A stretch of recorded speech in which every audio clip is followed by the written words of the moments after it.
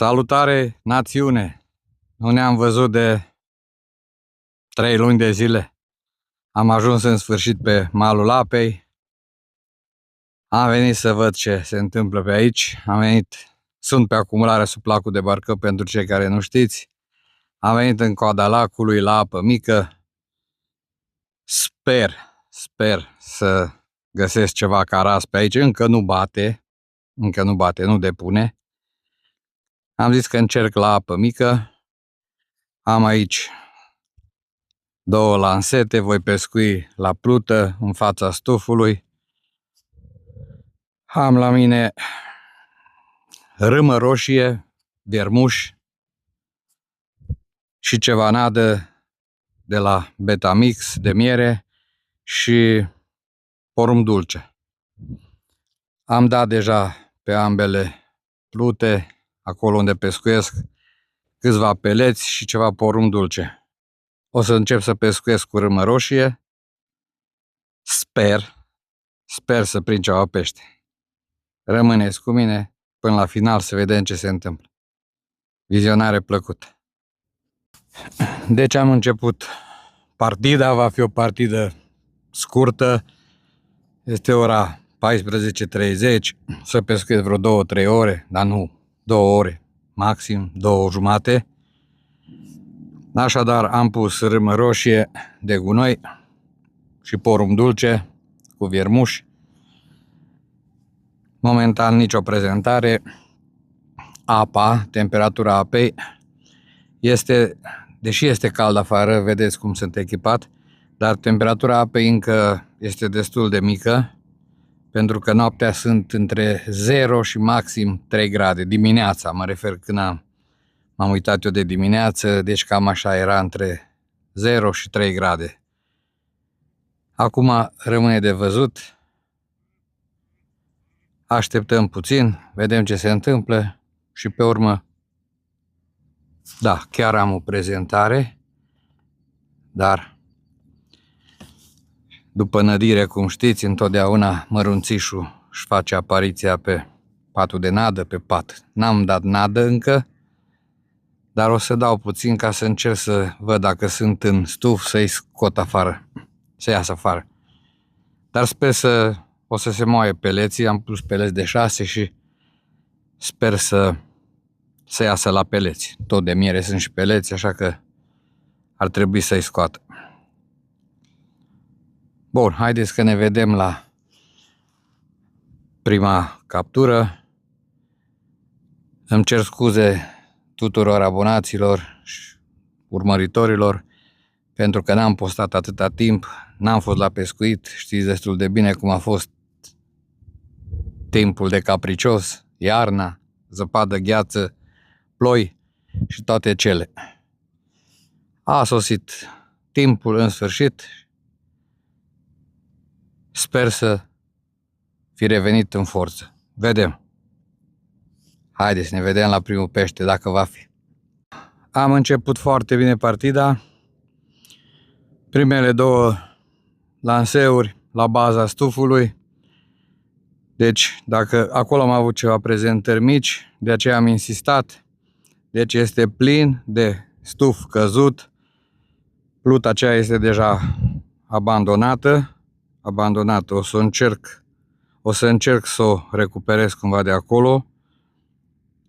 Sau voi pescui cu o singură lansetă. Văd, dacă pierd mult timp, n-are rost. Dar, deci, cum am spus, doar spre stuf. Sunt ceva prezentări. Nu știu de ce încă, ce specie, dar nasol. Ne vedem mai încolo. În sfârșit am reușit după mai bine de jumătate de oră să refac monturile, nu montura, și de aici învățați ceva, pescarii. Mulți dintre voi știți, sunt acele rățuște, le spunem, care se introduce cârligul când vrei să sondezi apa, să verifici ce este pe substrat sau agățături dacă sunt, dar eu ce am făcut? Fiindcă n-am fost de mult la pescuit, abia am așteptat să prind un pește, am pus cârligul și așa am verificat apa. pe lângă cealaltă plută, am verificat apa cu asta, altă zi să pescuiesc. Primul lucru s-a agățat și am rupt și montura. De ce? Pentru că firul principal este de 22 pe lansete și am legat cârligele cu 0,18, dar altă firmă, deci atenție la fire, pentru că e mai puternic cel de 0,18 de la Gamakatsu, să zic, decât de la Preston sau nu știu ce este pe lansete de 22. Bun. Vorba multă sărăcia omului, vreau să prind un pește. Sper. Deci este foarte, foarte riscant, cum am spus. Dacă nu plantez exact lângă stuf, nu sunt prezentări. Acum să vedem. O să dau puțin mai în afară și dacă prind doar 2, 3, 5, m-aș bucura. Să vedem. La treabă. Pe unul dintre cârlige o să pun râma în ceva în genul ăsta. Eu tot timpul scot vârful afară și o las liberă. Iar pe celălalt, sper că se vede, pe celălalt o să pun, nu vă mai arat, o să pun 2 râme ca să fie așa ca un buchețel, să-i trezească interesul și să-l scoată din perioada asta de acalmie, cum se spune, acum primăvara. Haideți să prindem ceva pește. Am pus pe plută zoom-ul. Sper că se vede cum pleacă. Nici n-am apucat cealaltă lansetă să o dau la apă. Acum să vedem ce va fi.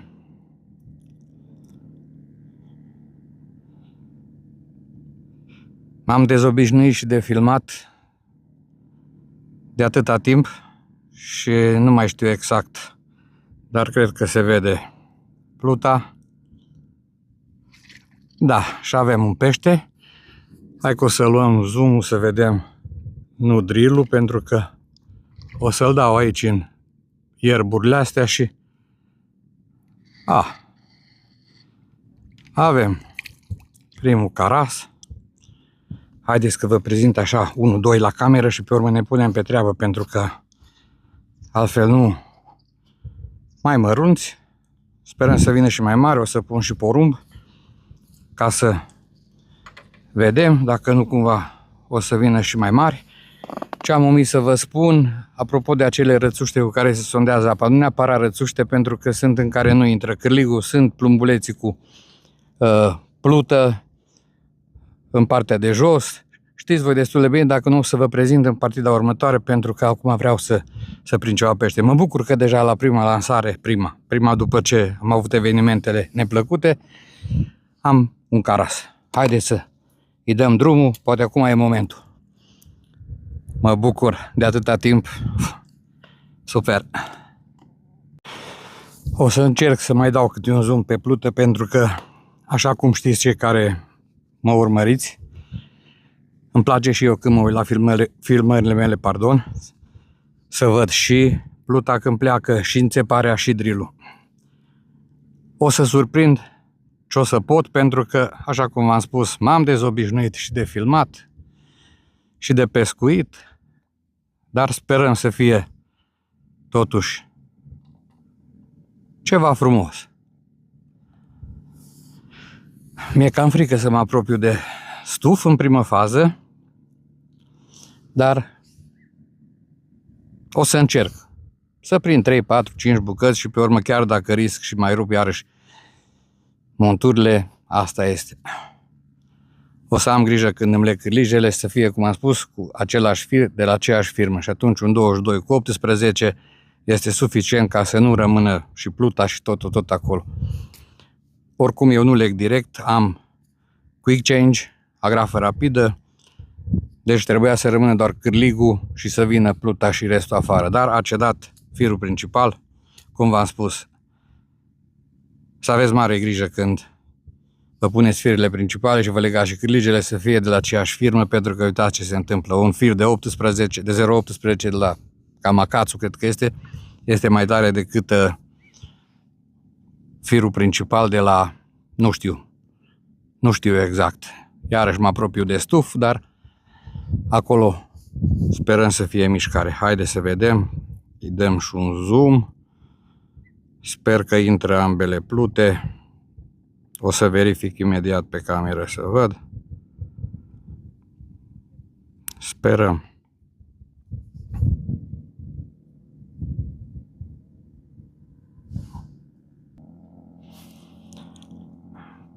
Pluta din dreapta. Pardon. O să vă pun eu câte un sticker să le vedeți mai bine. Să vă dați seama. Uitați cum pleacă. Da? Ce frumos carasul. Acum iarăși să revin cu zoom-ul. S-ar putea până revin eu cu zoom-ul, că am mai pățit așa când slăbește un pic peștele și pleacă. Super caras, super. Super, încep să crească. Ia. Sper că mă încadrez în obiectiv. Super. În sfârșit, în sfârșit, în sfârșit, frumoasă înțepare. Dar să vedem dacă... Aoleu! Păi, ia uitați. Stați să iau zoom-ul să vedeți la ambele bețe pește. Deci aici avem unul. Haideți să vi-l prezint. Pleacă și cealaltă, dar nu o să plece până... Pardon, până în stup, pentru că am recuperat firul. Vă mai prezint pe ăsta. Îl prezint și pe celălalt. Și în ritmul ăsta nu mai pot să filmez, îmi cer scuze.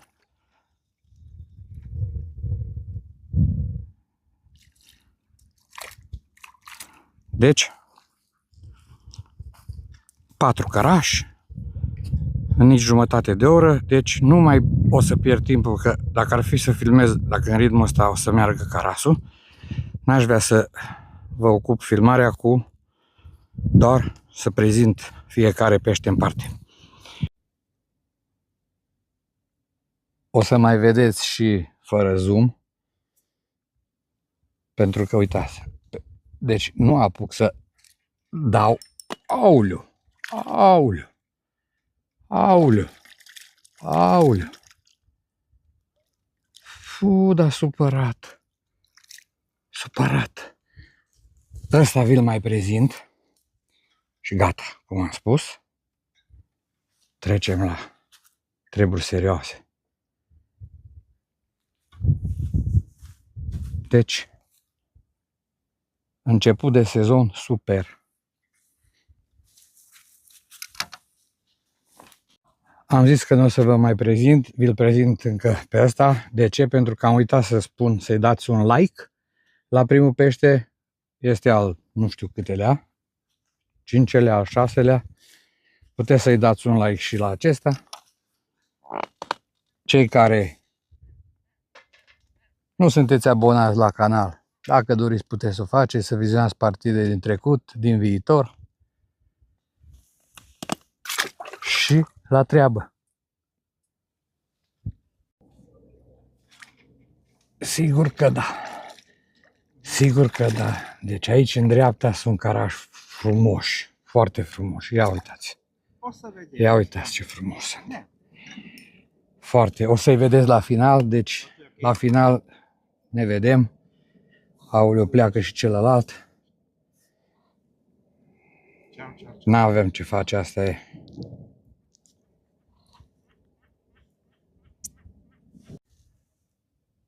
Am zis că nu mai filmez, dar nu mă pot abține când văd prezentările, pentru că îmi place și mie când mă uit la conținuturile mele, când văd activitate.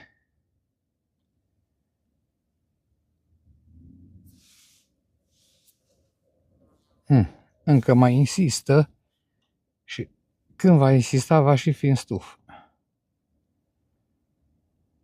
Deci dacă 20 de centimetri vin mai în fața stufului, nu mai mișcă nimic.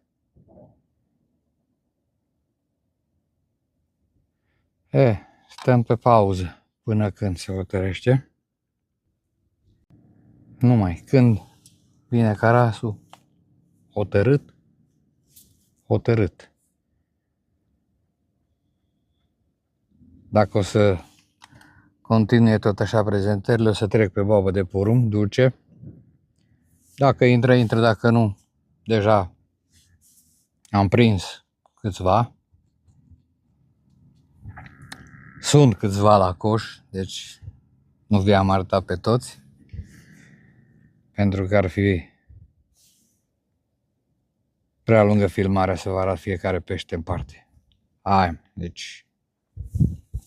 Hai, mă! Hai, mă! Să mai vadă poporul, să mai vadă lumea ceva și... Ce mai frumos decât prezentare, înțepare și drill și pește la coș, coș la pește, auzi? Pește la coș.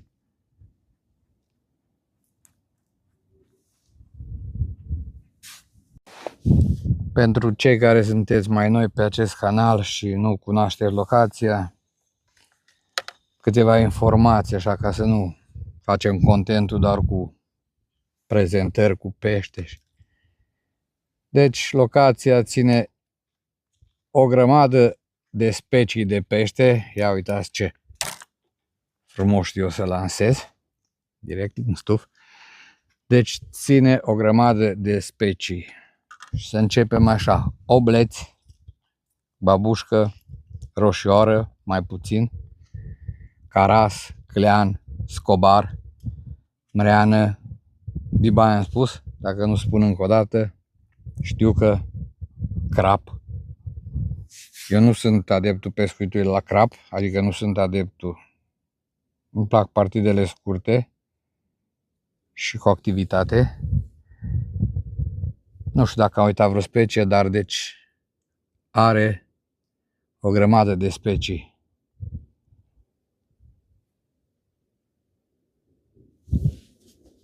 Alte informații scrieți în comentarii dacă vă interesează ceva.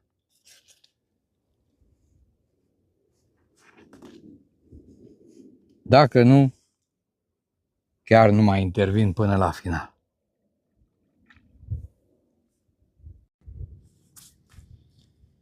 Încet, încet ne apropiem de final. Aș vrea să-mi prind peștele de onoare. Am prins suficient. O să vi prezint imediat. Dar peștele de onoare l-aș prinde, ca de obicei. Dacă nu, îl numim pește de onoare pe cel care l-am prins, ultimul care nu l-am văzut.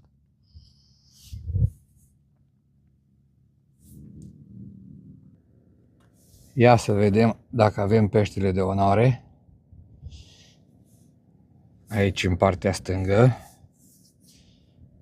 sau în dreapta, să vedem. Acolo am avut o ciupitură. Ciupitura e ciupitură și prezentarea serioasă e prezentare.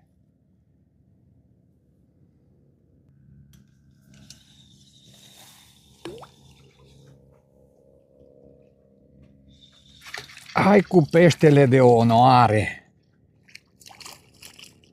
Peștele de onoare și frumos pește încă.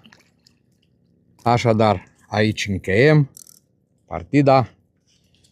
O să vă prezint coșul cu recolta de astăzi, cu rezultatele de astăzi.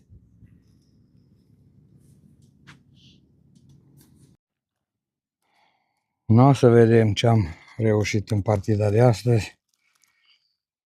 Ceva de vis. Super partidă. Super caraș. Nu este chiar ceea ce mă așteptam ca și mărime. Dar peste vreo săptămână o să fie și mai frumoși, adică o să fie activi cei mai frumoși la porumb. Deci, super.